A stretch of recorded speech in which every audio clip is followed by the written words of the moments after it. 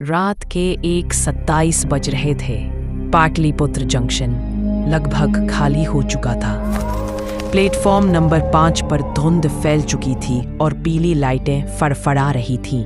इस समय कोई भी ट्रेन आने की उम्मीद नहीं थी, सिर्फ एक ट्रेन को छोड़कर। रात 1:45 की वाराणसी पैसेंजर स्पेशल। लोग इस ट्रेन को एक और नाम से जानते थे, लास्ट ट्रेन टू वाराणसी। कहते हैं यह ट्रेन कहीं से आती नहीं दिखती, बस स्टेशन पर पहले से खड़ी मिलती है, और जो यात्री इस पर चढ़ता है वह सुबह तक वैसा नहीं रहता।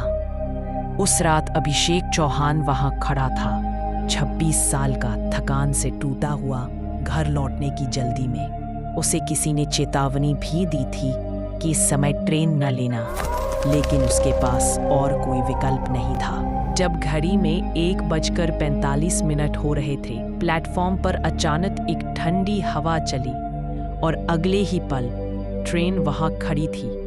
किसी आवाज, सीटी या गाड़ी के आने के कोई निशान नहीं। अभिषेक ने गर्दन घुमाई, अभी तो ट्रैक खाली था। ये आई कब? ट्रेन पुरानी थी, जैसे कंपार्टमेंट किसी बीते दशक से उठा लाए हों। कांच पर धूल, जंग लगी पकड़, और डिब्बे पर लिखा था B1 रिजर्व्ड, लेकिन भीतर किसी की मौजूदगी महसूस नहीं हो रही थी।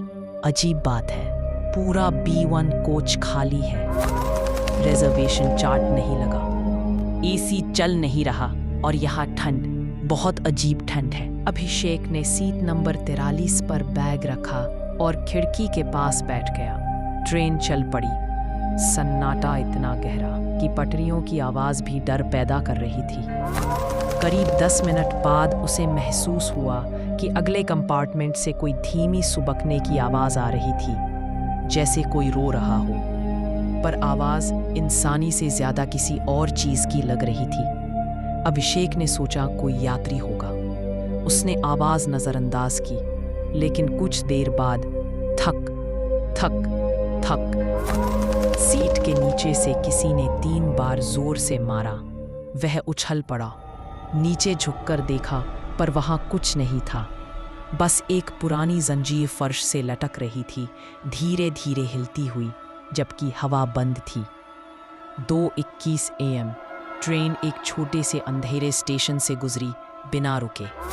बोर्ड पर धुंध से ढका नाम देखा, करमाली घाट। लेकिन अजीब बात, स्टेशन पर सभी लाइट्स बुझी हुई, हालांकि छायाएं जैसे खड़ी हों। अभिषेक ने खिड़की से देखा, प्लेटफॉर्म पर 7-8 आदमी सफेद धोती में खड़े थे, सबके चेहरों पर काला कपड़ा, और वे ट्रेन के जाते जाते ट्रेन के साथ साथ मुड़ते जा रहे थे, जैसे गर्दन घूमती जा रही हो, शरीर वहीं रहते हुए। उनकी गर्दन लगभग 180 डिग्री घूम गई थी। अभिषेक ने आंखें बंद कर ली। कुछ देर बाद ट्रेन में टिकट चेकर आया, काली टोपी, सफेद कोट, पर चेहरा इतना धुंधला कि पहचानना मुश्किल। अभिषेक ने टिकट आगे किया। टीसी ने टिकट देखा और मुस्कुराया। उसके दांत बहुत बहुत लंबे थे, जैसे अंदर की ओर मुड़े हुए। उसने कहा, अभी तो शुरुआत है, असली टिकट तो उतरते समय कटेगा।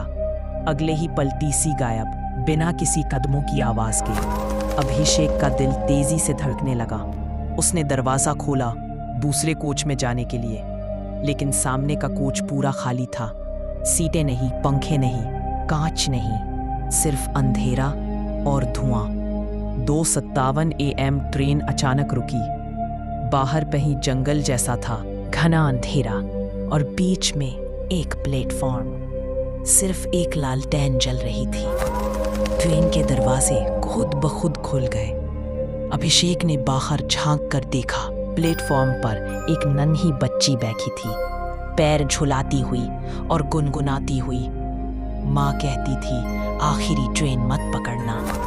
बच्ची ने ऊपर देखा और मुस्कुराई, पर तुम तो पकड़ चुके हो। अभिषेक पीछे हट गया। बच्ची धीरे धीरे ट्रेन की ओर चलने लगी, पर उसके पैर जमीन नहीं छू रहे थे।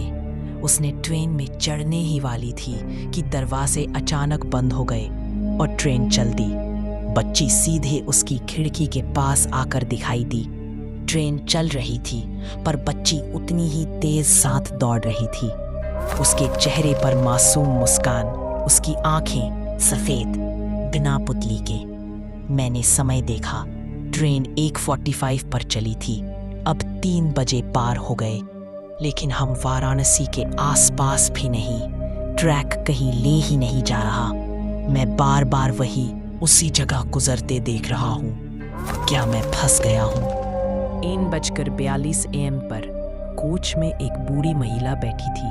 कब आई पता नहीं। उसके हाथ में माला थी। अभिषेक ने कहा, आंटी, ये ट्रेन ठीक लग नहीं रही। महिला ने धीरे से कहा, ये ट्रेन जिंदा लोगों के लिए नहीं है बेटा। ये उन लोगों के लिए है जिनकी मौत किसी और ने लिखी हो। जो चढ़ जाते हैं, समझो उनका समय पूरा हो चुका है। अभिषेक कांप गया। पर मैं तो जिंदा हूं। महिला ने उसे देखा। अगले ही सेकंड महिला का शव नीचे गिरा। अभिषेक भागते हुए ट्रेन के अंत में पहुंचा, लेकिन आखिरी जनरल कोच एक श्मशान जैसा था। अंदर 4 पाइयों पर लाशें पड़ी थी, जिन पर सफेद कपड़ा से ढका था। धीरे धीरे एक एक करके खड़ी होने लगी और एक साथ अभिषेक की तरफ देखने लगी। अभिषेक ने चीखते हुए दरवाजा खोला। नीचे सिर्फ अंधेरा, रेल लाइन नहीं, बल्कि बहते हुए गंगा का पानी। ट्रेन पटरियों पर नहीं, पानी पर दौड़ रही थी। अभिषेक ने छलांग लगा दी।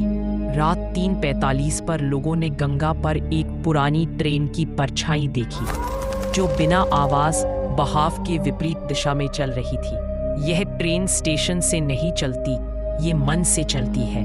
अगर कभी रात 1:45 वाली लास्ट ट्रेन टू वाराणसी दिखे, मत चढ़ना। वो जिंदा लोगों को नहीं छोड़ती,